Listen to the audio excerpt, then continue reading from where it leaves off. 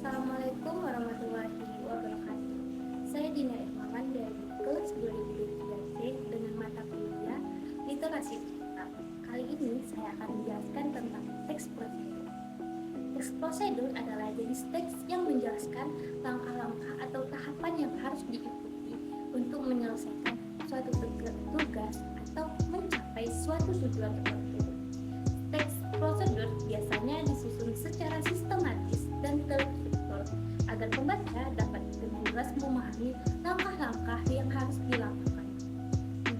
Tujuan utama pada teks prosedur yaitu biasanya harus jelas menyebutkan tujuan dari prosedur yang akan dilakukan.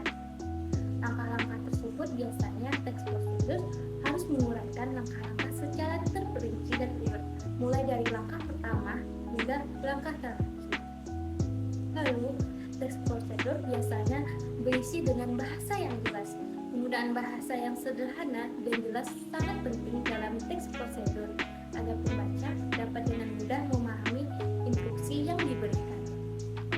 Lalu, berikutnya ada daftar bahan atau alat. Biasanya jika diperlukan, teks prosedur juga dapat mencantumkan daftar bahan atau alat yang diperlukan untuk menyelesaikan prosedur tersebut.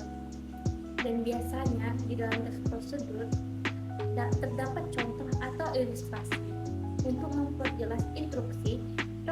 Teks prosedur seringkali dilengkapi dengan contoh atau ilustrasi yang memperlihatkan bagaimana langkah-langkah tersebut dilakukan.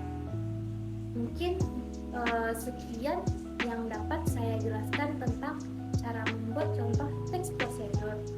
Contoh teks prosedur dapat berupa instruksi penggunaan suatu perangkat, panduan pemasangan perangkat lunak, atau petunjuk penggunaan suatu layanan. Mungkin itu saja yang dapat saya jelaskan.